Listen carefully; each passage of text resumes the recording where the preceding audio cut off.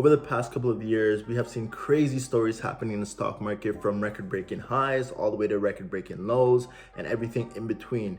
If you were just like me, you were probably watching on the sideline, unable to partake in the madness we call the stock market.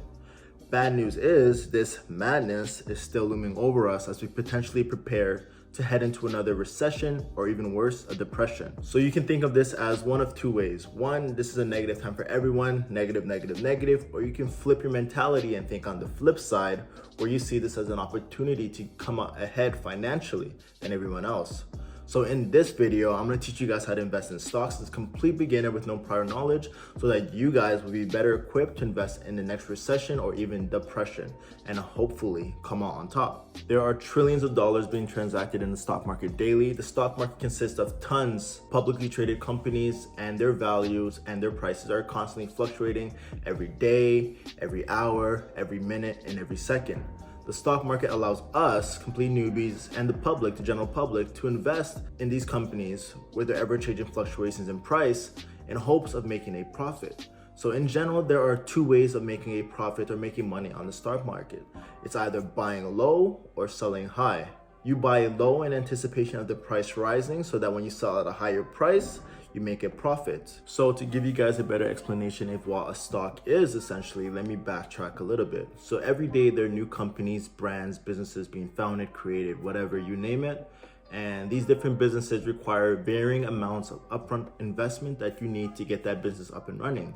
Oftentimes, business owners and CEOs can get by with their own capital, borrowing from friends and family, or getting small loans from banks to get this business up and running and fully operational. As a business continues to grow and expand, their needs and capital requirements to keep that business functional start to increase likewise. When businesses get the opportunity to go public or IPO, just mind you, a lot of businesses do not get to this point. What this means is that they're offering their business as shares to the public for the public to invest in that company. So when the business goes public or IPOs, the public have the opportunity to invest in those shares. And what this does is that it provides the business with the capital they need to continue to expand on a broader scale and expand their services to a greater population. So at this point, you guys may be asking yourselves, well, how do I know which stocks to buy? And the answer to that is that you don't. You never really know before you buy a stock which stocks will appreciate and do well, or which stocks will depreciate and perform poorly. If we all knew that, everyone would be trading in the stock market, everyone will be rich in a perfect world. But because we are not in a perfect world, we never really know beforehand which stocks do well, which stocks do bad.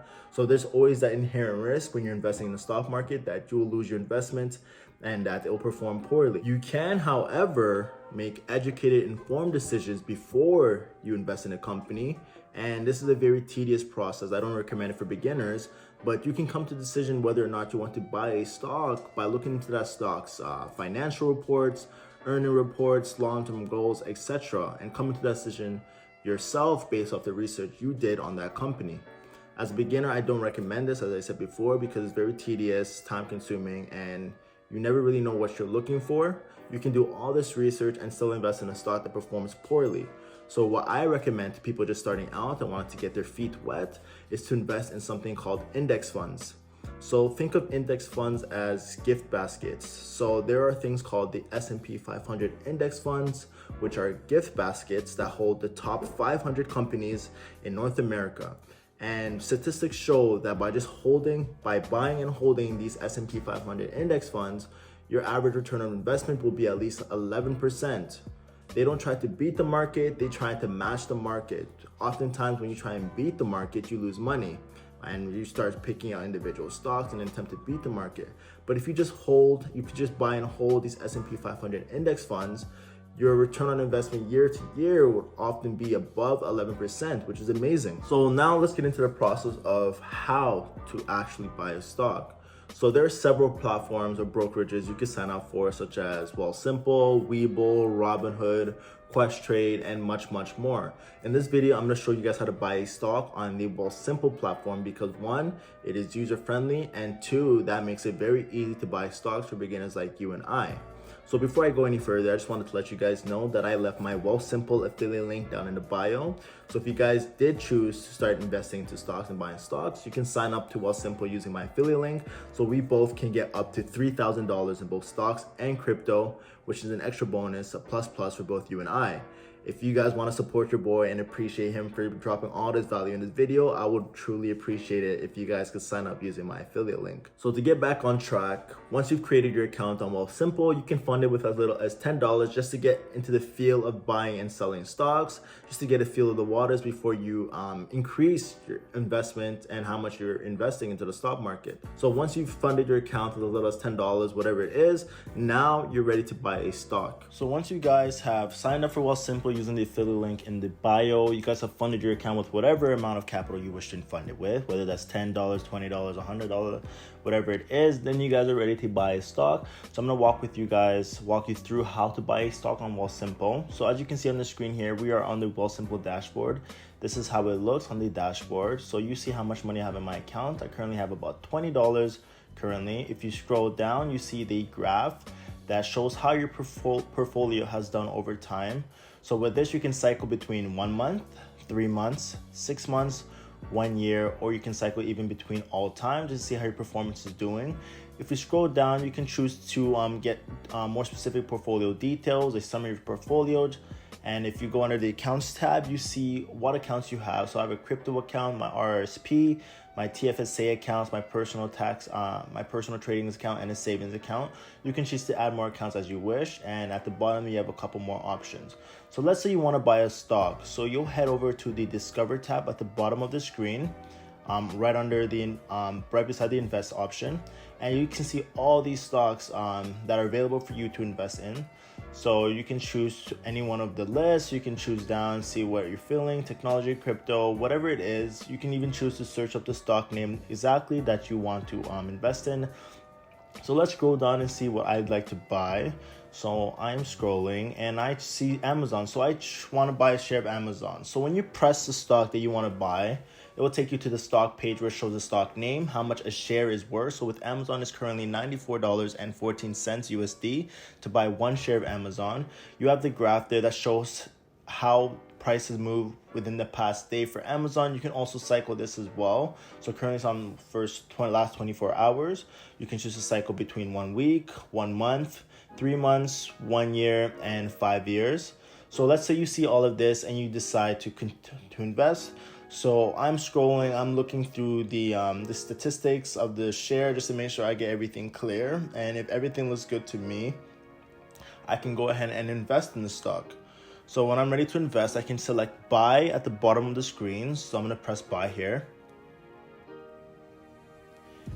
And once you buy, it'll ask what account you want to invest in. So I want to invest in my TFSA where the funds are available. And I have 15 USD available for me to buy. So I'm going to select 15.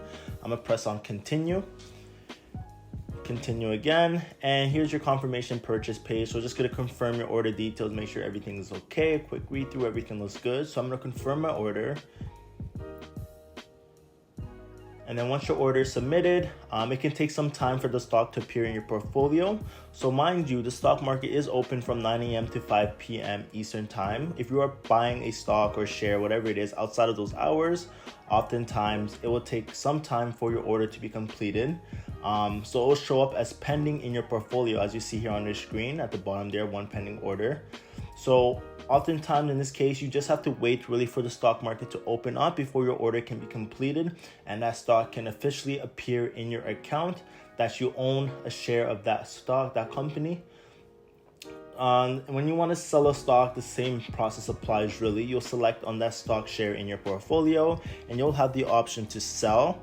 And whatever difference, whether you gain some or lose some, will be realized into your account portfolio's capital or your available capital. So now that you guys have been taken through the process of buying and selling a stock, I just wanted to let you guys know that there are different strategies to buying stocks. So we have our day traders, we have our swing traders, we have our scalpers, and the more traditional one that I actively partake in, and I like to call the buy and hold until you're rich strategy. So the aforementioned strategies, day trading, swing trading, scalping, are more so hands-on approaches to buying and selling in the stock market. And as a complete beginner, I do not recommend this strategy to anyone just starting out, because it is statistically proven that you will lose a ton of money in the long run, instead of just buying and holding a stock for years and years and years until it matures and produces a positive ROI. So if you're just like me, lazy, and you don't want to do that extra research and be more hands-on in the stock picking and investing, I would recommend that you just buy and hold stocks for years and years and years until it matures and hopefully produces a fruitful ROI. So if you guys are just like me, lazy, and not wanting to do all that tedious research into a company's financials, earning reports, long-term goals, I recommend just sticking to S&P 500 index funds. They're an amazing way to start investing and just getting your feet wet when you're in the beginning stages of learning how to invest in the stock market. Their average return of investment is oftentimes greater than 11% year to year. So just buying and parking your money in S&P 500 index funds, trust me guys, you guys are doing better than 90% of the planet who are clueless about stocks, are trying to beat the market by picking up individual stocks instead of just playing the safe game and just buying and holding into S&P 500 index fund. So the last topic I'm going to cover in this video is about taxes. So the taxes that you have to pay will differ greatly based on how much you make annually and where you live. So the tax structure will differ based on those two things. So you'll have to do a little more digging online to see how much a capital gains tax will actually pay on the profit you make in the stock market. Okay, so there's two important things to note when it comes to capital gains. We have short-term capital gains and we have long-term capital gains. Short-term capital gains refers to stocks that you buy and sell within a year, and that is taxed as your ordinary income. So you'll pay more on short-term capital gains, whereas long-term capital gains, stocks you hold and sell for greater than a year, you'll pay less taxes because they tax long-term capital gains at a more favorable rate. So I know investing in stocks can be extremely daunting and frightening for most beginners, and for that reason, most people don't even get started with investing. I recommend you guys, my viewers watching this, to just get your feet wet and start with as little as $10. I promise you, the more you research into investing and the stock market, the less frightening it becomes and the more so inviting it becomes. Investing in the stock market is a great way to grow your wealth over time. There's a low barrier of entry for beginners like you and I. You can start with as little as $10 just to get your feet wet.